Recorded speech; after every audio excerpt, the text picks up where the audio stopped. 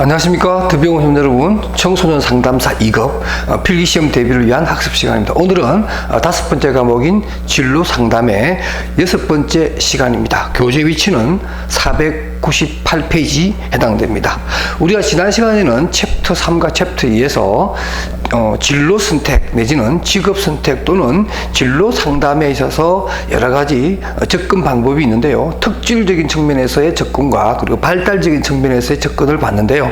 오늘 이 시간에는 이러한 그 진로 선택과 관련해서 또 나름대로 어떤 독특한 영역을 차지하고 있는 사회 학습 이론에 대해서 공부를 하고, 또 1990년도 들어와서, 그러니까 최근이겠죠. 최근에 들어와서 또 새롭게 부각되고 있는 진로 선택 내지는 진로 상담의 각각의 이론들에 대해서 학습하는 시간을 갖도록 하겠습니다.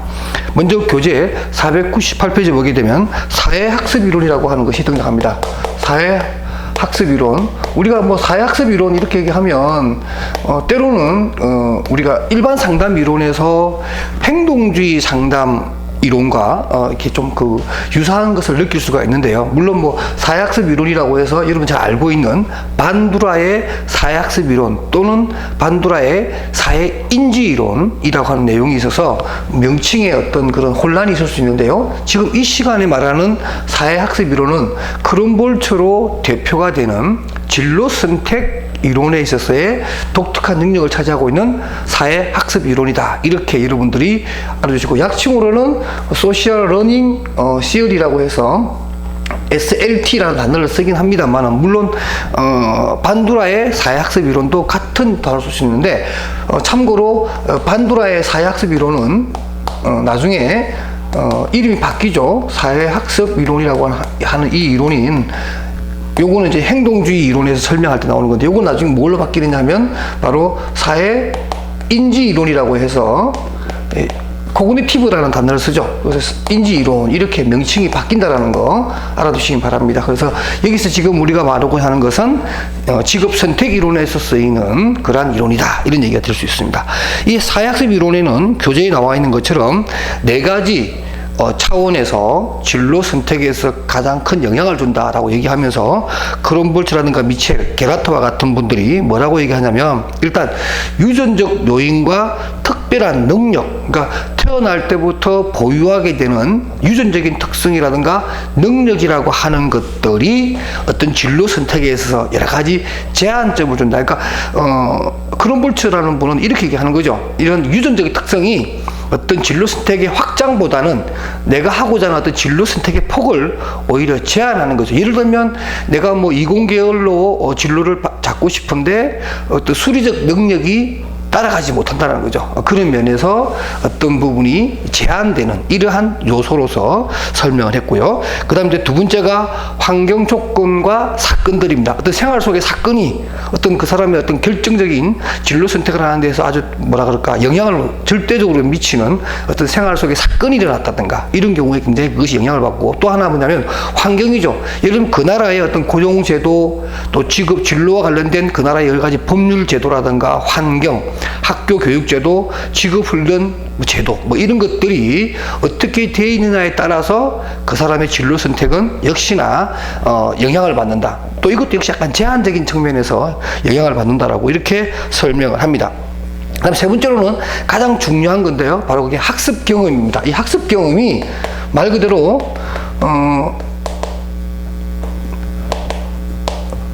이론 자체의 제목도 사회학습 이론인 것처럼 4가지 차원 중에서 특히 이 학습 경험이라고 하는 것이 개인의 진로 선택에 지대한 영향을 미친다라고 얘기하고, 이런 학습 경험은 나와 있는 것처럼 도구적 학습 경험과 연상적 학습 경험이라고 하는 이 2가지 차원에서 나눠집니다. 일반적으로 도구적 학습 경험은 일반 제도권 내의 교육 같은 걸 얘기하는 거죠. 일반적으로 우리가 유치원 때부터 대학까지의 어떤 레귤라 과정을 통해서 습득하게 되는 여러 가지 그러한 학습 내용들이 될 것이고 행동이 집중적이고 관찰 가능한 결과를 가지고서 학습을 해내는 그러한 것들 얘기하고요.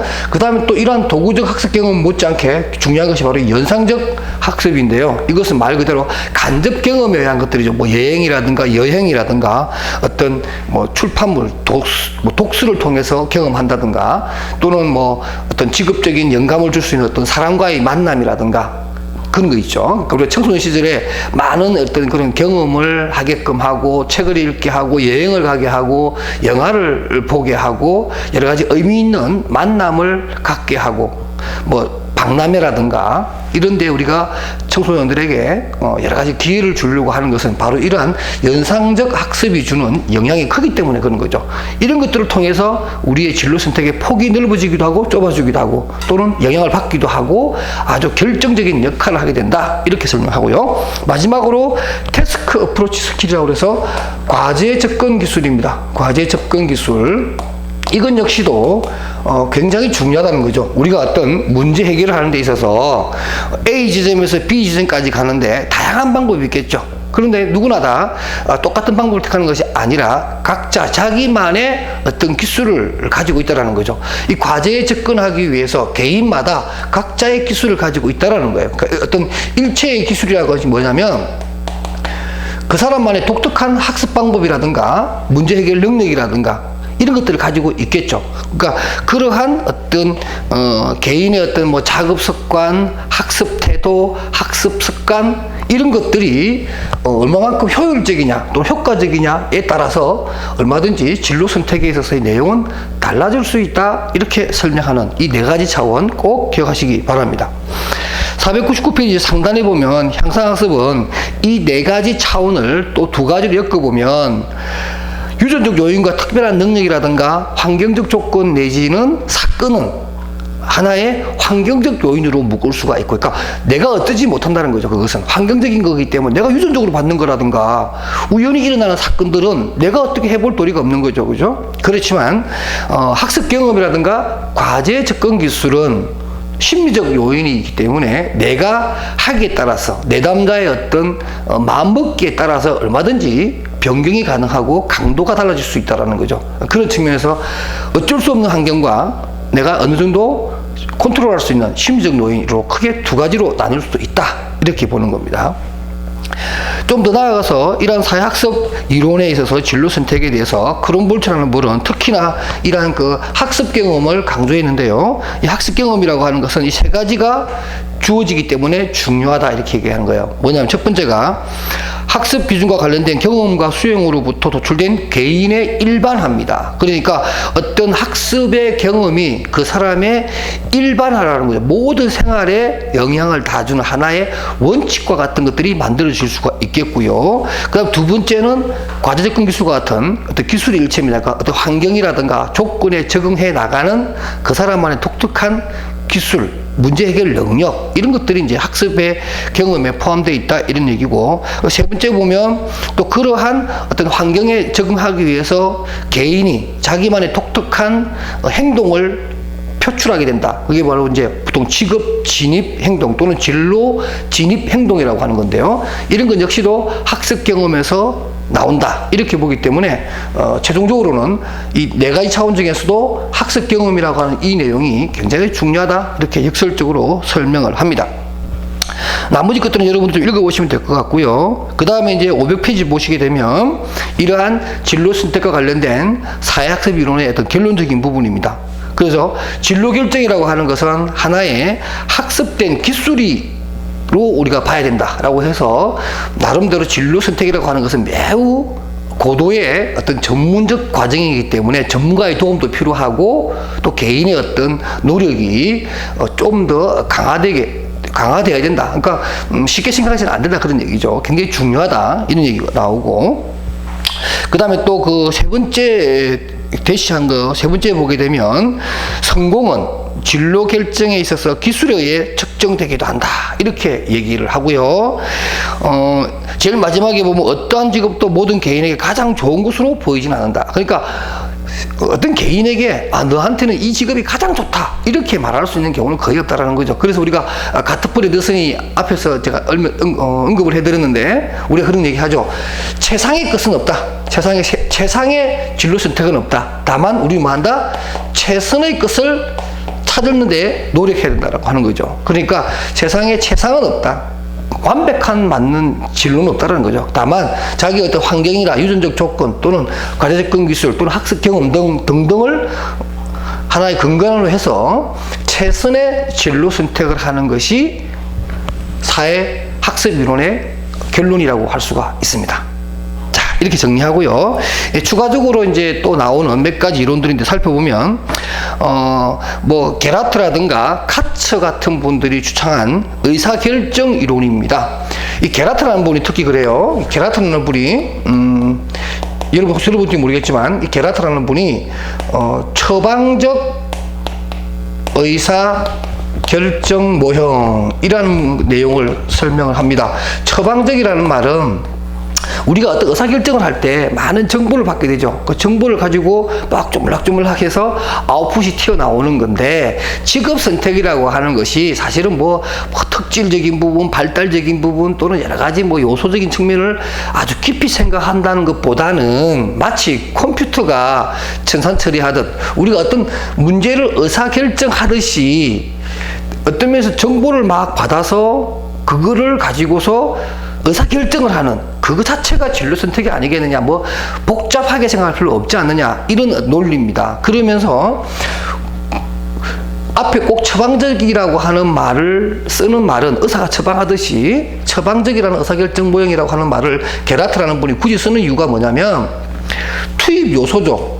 우리가 의사결정을 하기 위해서 투입을 하는 투입 요소가 정확하게 된다는 거죠. 우리가 그런 속담이 있죠. 쓰레기를 집어넣으면 쓰레기가 튀어나온다. 이런 얘기 나오잖아요. 그러니까 쓰레기에 어떤 정보를 집어넣으면 안 되는 거죠. 그러니까 이 정보가 쓰레기냐 아니냐 하는 것을 사전에 면밀히 검토하고 난 다음에 그게 어떤 하자가 있으면 처방을 하고 난 다음에 어떤 투입 요소를 집어넣고 그래야만 합리적인 결과가 도출될 수 있지 않겠느냐. 그래서 처방적인 어떤 자세를 가지고서 의사결정하는 모형이 중요하다. 이렇게 이제 게라트가 주장을 했고요.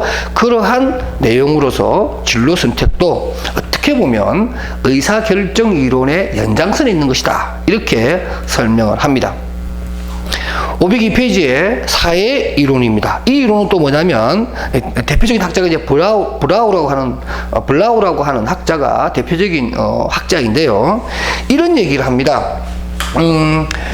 결국에는 우리가 어떤 정보를 가지고 의사결정을 하든 또는 여러 가지 그 내담자의 어떤 특질이라든가 또 내담자의 발달 정도 또는 발달 환경을 가지고서 우리가 많은 것들을 결정을 하지만 실제 우리가 어떤 진로를 결정을 할 때 현실적으로는 누구의 역할이 굉장히 중요하냐면 환경적 요인과 그 다음에 인적 요인을 얘기합니다. 인적 요인을 하는데 환경적 요인이야 다른 이론에서 말하는 거나 비슷해요. 학교 뭐 환경, 그 다음에 뭐 직업교육 제도, 관련 법령, 그 나라의 어떤 고용 환경, 뭐 노동시장의 어떤 환경 이런 것들은 다 영향을 준다. 그 다음에 뭐 또 지역 사회, 그죠? 이런 것도 영향을 많이 주겠죠. 한 개인의 진로 선택에 있어서. 근데 또 인적 요인이 뭐냐면 바로 게이트키퍼라고 하는 겁니다. 게이트키퍼.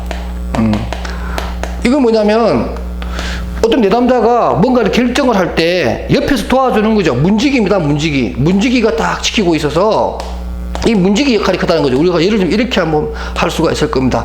어떤 내담자가 들어갔어요. 뭐 이 함수할 때 이런 그림 많이 그리죠. 내담자가 들어갔어요. 여기 들어가서 뭔가 여러 가지 많은 경험을 하겠죠. 학습 경험을 하든 사회 경험을 하든 봉사활동을 하든 또 전공 공부를 하게 되고 학과 공부도 하게 되고 많은 어떤 진로 선택을 위한 여러 가지 활동을 했을 겁니다. 그리고 난 다음에 이제 이 친구가 나오게 되죠. 출구입니다. 출구 딱 나올 때 누가 있느냐? 바로 이 게이트 문지기가 게이트 키퍼가 딱 있는 거예요. 게이트 키퍼가 주로 상담을 하는 선생님이죠. 저 같은 사람들이 이제 그런 경우가 있고 여러분들이 나중에 이제 일선에 나가게 되면 자격증을 취득을 하고 이 게이트 키퍼가 되는 거죠. 게이트 키퍼가 되어서 선생님 내 진로는 어떻게 해야 될지 모르겠습니다 하고 고민을 하게 되면 여러분들이 이 친구하고 이제 상담을 하게 될 거 아니에요, 그죠? 그래서 여러분들이 그 친구들에게 어떤 정보도 주고 선택을 할 수 있도록 이런 아마 도와줄 거예요. 그러면은 이 문지기의 역할이 어떻게 보면 결정적으로 그 내담자의 진로 결정에 핵심적인 요인이 된다는 거죠. 그래서 이러한 인적 요인으로서의 게이트키퍼의 중요성을 강조한 이론이 바로 사회 이론이라는 거 꼭 알아두시기 바랍니다. 이제 챕터 7에 가서 이제 새로운 진로 발달 이론이라고 해서 한 5가지 정도가 나오는데요. 한번 살펴보도록 하겠습니다. 중크라고 하는 분이 1990년대 이후로 앞에 있었던 많은 이론들뿐만 아니라 새롭게 좀 주목할 만한 이론들이 있다 이렇게 설명을 하면서 자신의 저서에서 5가지의 새로운 경향의 진로 발달 이론을 설명을 했는데요. 먼저 보게 되면 인지적 정보 처리 접근이라고 해서 CIP 이론입니다. 패터슨이라는 분과 샘슨이라는 분이 대표적인 학자인데요. 말 그대로 우리가 인지적 정보 처리 이러니까 뭔가 정보 처리 이렇게 하면은 여러분들 뭐가 생각나죠? 컴퓨터 같죠? 똑같습니다. 그 얘기예요. 마치 컴퓨터가 어떤 자료를 받아서 모니터나 프린트를 통해서 아웃풋이라는 결과를 내 보여주듯이 직업 선택이라고 하는 것도 마치 어떤 컴퓨터가 자료를 분석해서 결과를 내는 것과 똑같다라고 얘기하는 거예요. 그러면서 이러한 상담이라고 하는 것은 어떻게 보면 내담자의 진로 문제에 있어서 내담자의 어떤 잠재력을 끄집어내어서 그 잠재력을 가지고서 결과를 도출해내는 이러한 과정의 어떤 그림의 모델이 될 수 있다 이렇게 설명하면서 503페이지 제일 마지막에 보면 그런 얘기 나오죠. 내담자는 진로 문제 해결자로서, 그러니까 자기의 문제는 자기가 해결하는 거니까 다만 상담자는 도와주는 거죠. 그러니까 자기 진로 문제에 대한 최종적인 해결자로서 자신의 잠재력을 최대한 도출해내는데 이러한 어떤 청소년 진로 상담의 목적이 있어야 된다 이렇게 설명을 하면서 총 10가지의 이론 과정을 얘기를 합니다. 상당히 중요하고 시험에 잘 나오는 것 중에 하나입니다. 504페이지 보면 이런 거예요. 진로 선택이란 인지적이면서도 정의적인 것, 그러니까 인지적이면서도 정서적인 내용 2가지가 상호작용을 해서 일어나는 것이다. 그 다음 또 진로 선택이라고 하는 것은 하나의 문제 해결 과정으로 보자. 다시 말해서 컴퓨터가 어떤 데이터를 분석해서 결과를 내는 것처럼 그러한 문제 해결 과정으로 이해하는 것이 좋겠다. 또 그리고 직업 선택에서 진로 선택에 있어서는 그 사람의 그 내담자의 잠재력을 포텐시라고 그러죠. 잠재력을 끄집어내는 것이 중요하고 무엇보다도 이러한 과정에 있어서 고도의 기억력을 요구한다라고 했습니다. 그러니까 어떤 인지적인 능력도 많이 요구된다 이런 얘기가 되겠죠. 그래서 7번에 보게 되면 또 진로 정체성이라고 해서 우리가 커리어 아이덴티티라는 용어를 많이 씁니다. 커리어 정체성이라고 하는 것은 자기 지식에 의존한다. 그러니까 많이 알면 많이 알수록, 지식이 많으면 많을수록 보다 더 합리적이고 효과적인 진로 선택을 할 수 있다라는 거죠. 그러니까 우리 컴퓨터라는 게 그렇잖아요. 정보가 들어가면 들어갈수록, 많은 지식이 들어가면 들어갈수록 더 나은 결과를 보여주는 것처럼 진로 선택이라고 하는 것은 인지적인, 그러니까 지적 능력을 바탕을 둔 정보 처리 과정처럼 이루어진다. 이렇게 설명하는 것이 바로 인지적 정보 처리적 접근으로 이해하시면 되겠습니다.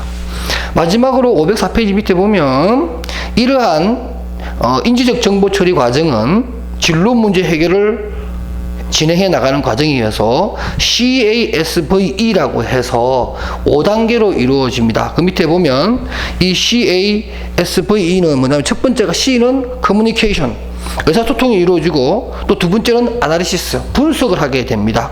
그 다음 세 번째는 통합이라고 해서 신서시스, 이러한 통합 과정을 거치게 되고 그 다음에 가치를 부여하는 밸류잉이 될 뿐만 아니라 마지막에는 엑스큐션이라고 해서 집행이라고 하는 과정을 통해서 완성이 된다라고 해서 CASVE 이 5단계 여러분들이 꼭 기억해 두시기 바랍니다. 그 다음 두 번째로 등장하는 것이 사회 인지적 조망 접근이라고 해서 SCCT 이론입니다. SC 이론도 있죠. SC 이론이라고 우리가 짧게 쓸 수도 있는데요. SC 이론은 참고로 SCT 이론은 요 C가 하나 있는 경우는 요거는 반두라의 사회 인지 코그니티브입니다. 인지 이론이라고 하는 거고, 지금 말하는 SCCT 이론은 사회 그러니까 진로 인지 이론 이렇게 해서 크리어의 C와 코그니티브의 C 두 개 다 들어가서 SCCT 이론이라고 합니다. 그래서 보면 사회 인지적 진로 이론 해서 소시얼 코그니티브 크리어 시어리라고 해서 SCCT 이론, 대표적인 렌트나 브라운, 해켓 같은 분들이 등장을 하게 있고요. 이 이론은 조금 전에 앞에서 말했던 반두라의 사회 인지 이론의 모델을 참조를 합니다. 그래서 반두라의 사회 인지 이론에 보면 그 위에 제일 위에 박스가 있는데요. 삼축 호혜성 또는 삼원 작용 또는 호혜성 인과적 모형 이렇게 해서 B 그 다음에 B 그 다음에 E 이렇게 돼요. 이거 조금 그림을 이렇게 그려야겠네요. 그러니까 엠플로이먼트 환경이 있고요. 그 다음에 B 행동이 있고, 그 다음에 이게 사람이 될 것 같아요. 제가 했네. 그 다음에 이제 여기에 B 이렇게 되는 겁니다. 이게 뭐냐면 바로 이런 거예요. 어떤 환경이 있습니다. 그 환경이 있으면 그 환경에 대해서 영향을 받은 어떤 사람의 속성이 피플이거든요. 사람이 거기에 대해서 어떤 모방 같은 학습을 하게 되죠. 어떤 좋은 환경이 그 사람에게 영향을 미치게 되면 그 사람은 이제 거기에 대해서 행동을 하게 된다. 이 환경에서 받은 좋은 영향을 받은 내용을 가지고 행동을 하게 되죠. 그럼 이 행동은 또 다른 사람의 뭐죠? 좋은 환경이 된다 이런 거죠. 이 세 가지 요소가 서로 하나의 축을 이루면서 서로 간에 영향을 미친다라고 하는 이론이 바로 여기 나오는 호혜성 인과적 모형, 이렇게 삼축 모형 이렇게 얘기하거든요. 이 이론을 본받아서 SCCT 이론, 해켓이라든가 배츠라든가 렌트, 브라운 같은 사람들이 이러한 이론을 전개했습니다. 이 이론에 따르면은 진로 결정에 있어서 가장 중요한 것은 세 가지 개념이 있습니다. 바로 그 가운데 박스에 보면 자기 효능감, 성과 기대, 개인 목표라고 하는 이 세 가지가 진로 결정의 결정적인 요소다 이렇게 얘기하면서 그 중에서도 개인 목표를 가장 중요한 개념으로 봅니다. 그래서 이 개인 목표가 있음으로 해서 자신의 어떤 진로 결정을 지속적으로 이끌어갈 하나의 힘을 만들어준다라고 해서 바로 개인 목표를 굉장히 중요하고요. 성과 기대도 물론 거기에 대한 어떤 그런 진로 결정이 큰 영향을 할 뿐만 아니라 자기 효능감, 여러분들 자기 효능감이라는 거 셀프 에포켓이라는 말 많이 들어보셨을 거예요. 자기 효능감이란 이런 거죠. 어떤 특정 분야의 어떤 에 대해서 어떤 자기의 또 효율성, 그러니까 특정 분야에서 자기가 잘할 수 있을 것 같다라고 하는 어떤 신념 체계 같은 것들이죠. 특정 분야에 대한 수행에 대한 자기만의 어떤 신념, 잘할 수 있을 것이라는 신념, 긍정적 신념을 우리는 자기 효능감이라고 하는데요. 이러한 효능감에 대해서 제가 그 박스 안에 한 3개 정도 정리해 놓은 거 있는데요. 내용 한번 읽어봐 주시고요. 어쨌든 이 SCCT 이론 안에는 세 가지, 자기 효능감, 성과 기대, 그리고 개인 목표라고 하는 세 가지가 굉장히 중요한 역할을 할 뿐만 아니라 그 중에서도 개인 목표가 굉장히 중요하다, 이 말을 제가 꼭 드립니다. 그 다음에 가치중심적 진로 접근 모형입니다. 이 이론은 브라운이라고 하는 분이 얘기했는데요. 말 그대로 가치가 우리가 많은 것들이 어떤 의사결정에 도움을 주기도 하고 영향을 주지만 그 중에서도 가치라고 하는 것이 가장 중요하다 이렇게 얘기를 하고 각 개인이 중요하다고 생각되는 가치는 그렇게 많지 않은 거죠. 우리가 뭐 어떤 의사결정을 할 때 나의 가치관은 이것도 있고 저것도 있고 저것도 있고 뭐 수십 개가 되지는 않죠. 내 가치관은 몇몇 가지가 딱 정확하게 있을 겁니다. 나는 뭐 어떤 가치관을 가지고 있다. 나는 보수적이다. 나는 진보적이다든지 아니면 나는 뭐 미래적이다든지 나는 현재적이다든지, 그죠? 어떤 내가 직업을 선택하는데 진로 선택할 때 있어서 그것은 내가 뭐 하고 싶은 것이 내 가치관이다. 아니면 또 돈을 좀 많이 벌어야겠다. 아니면 사회적으로 좀 어떤 존경과 명성을 얻을 수 있는 그런 쪽에 나는 진로를 갖고 싶다. 여러 가지 사람들마다 자기가 어떤 진로를 선택하는 하나의 기준들이 있을 거예요. 바로 그게 가치관인데요. 그 가운데 보면 가치관에 대해서 딱 정의해 놨습니다. 가치란 개개인이 스스로의 행위와 타인의 행위를 판단하는 규칙입니다. 그러니까 내가 한 행동에 대해서 좋고 나쁨을 판단하는 기준도 그 사람의 가치관이요, 타인의 행동에 대해서 잘했다 못했다, 마음에 든다 안 든다 이렇게 평가하는 것도 따지고 보면 그 사람의 가치관이라고 하는 것이 판단의 기준이라는 거죠. 그래서 결국에는 우리가 어떤 진로 선택을 하는 데 있어서 많은 요소들보다 그 사람의 가치관이 큰 역할을 하지 않겠느냐 이렇게 얘기를 하고, 506페이지 밑에 보면 이러한 가치 중심의 모형 6가지를 설명합니다. 일단 개인이 우선권을 부여하는 가치는 얼마 되지 않는다.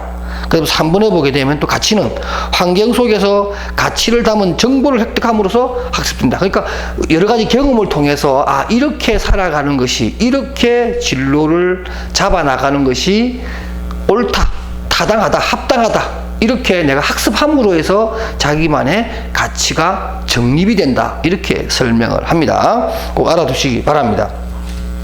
그 다음에 이제 맥락적 관점입니다. 상당히 좀 이렇게 만들어지는 이론이라서 아직 딱 정립되어 있잖아요. 그래서 시험에 잘 출제되는 것은 아닌데, 맥락적 관점은 이런 거예요. 구성주의 철학을 기초로 하고 있는데, 어떤 사람마다 받아들이는 것은 비슷할 수 있으나 그것이 나오는 방법은 다르다는 거죠. 예를 들면 구성주의라는 게 이런 거예요.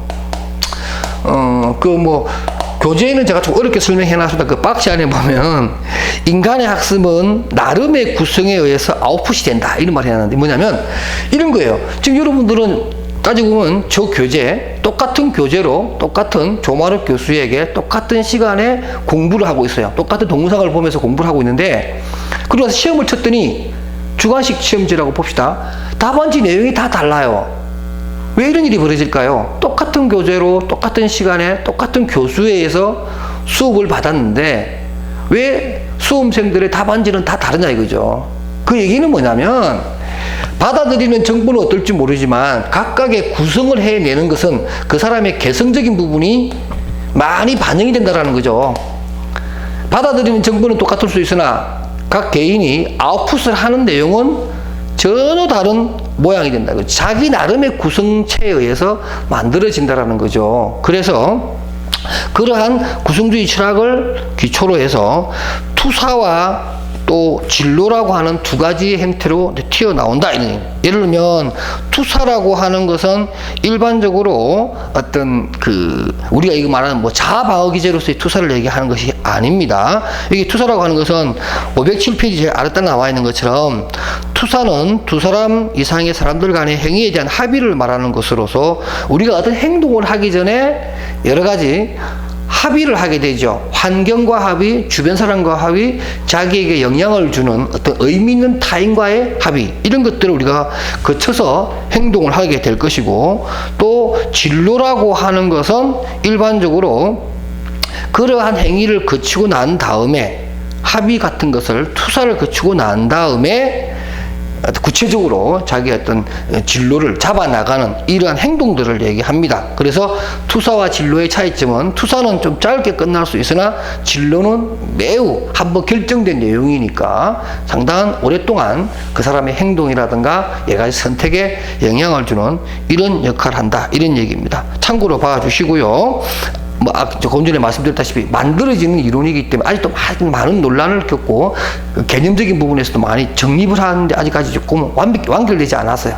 그래서 조금은 두고 볼 이론이라서 시험이 잘 안 나올 것 같고요. 마지막으로 509페이지 자기 효능감 이론입니다. 헥케코와 페츠라는 분이 만든 이론인데, 이 역시도 이 반두라의 사회인지 이론 SCT 이론의 영향을 받아서 이 이론, 반두라의 사회인지 이론 안에 어떤 내용이냐면 그 유명한 성차 이론이 있습니다. 성차 이론. 이 성차 이론은 적어도 진로 선택에 있어서 또는 의사결정에 있어서 남과 여는 좀 다르다라는 내용의 성차 이론을 설명한 이론 중에 하나예요. 아주 많은, 그 부분에 대해서 아주 강력하게 얘기를 하죠. 그것을 영향을 받아서 헥케코와 베츠는 자기들만의 자기 효능감 이론이라고 하는 것을 만들어내어서 얘기를 하는데, 이 이론의 결론적인 부분은 밑에 있는 3가지입니다. 특히 여성들에 대해서 많이 얘기하는데요. 여성들의 경우에는 자기의 어떤 수준이 남성들에 비해서 저수준의 효능감을 가지고 있어서 진로 선택이 굉장히 어려울 뿐만 아니라 기동성 뿐만 아니라 선택권에 있어서도 여성들의 경우는 좀 제한을 받는다. 뭐 지금 우리 사회가 좀 그렇잖아요. 여성들에 대해서 아직까지 많은 남성들에 비해서 기회가 좀 부족한 이러한 현상을 설명을 했고요. 그 다음에 또 여러 가지 뭐 성취라든가 보상이라든가 진급이라든가 또 교육의 기회라든가 이런 것들이 남성에 비해서 여성들이 많이 좀 제한을 받고 그럼으로써 자기 효능감을 확산시킬 수 있는 어떤 그런 것들이 방해를 받고 있다. 이런 직업 선택을 설명할 때 여성들에게 이런 특징이 있으니까 그런 것을 고려하면서 상담하는 것이 좋겠다. 이런 얘기죠. 마지막으로 또 여성의 경우에는 자신의 낮은 효능감 때문에 하고 싶은 일을 못하고 회피하거나 또는 지연하는 이러한 사회적 어떤 그런 불이익도 있다라는 것을 염두에 두면서 특히 여학생에 대한 청소년 진로 상담을 할 때는 이런 부분 어느 정도 염두에 두라는 그런 내용의 결론을 내리고 있습니다. 우리가 앞에 배웠던 가트프레드슨의 어떤 그 직업 선택의 원칙, 세 가지 원칙이 있었죠. 뭐 회피의 원칙이라든가 또는 순수의 원칙이라든가 이런 것들이 있었는데 그거랑 일맥상통한 그런 얘기라고 할 수 있습니다.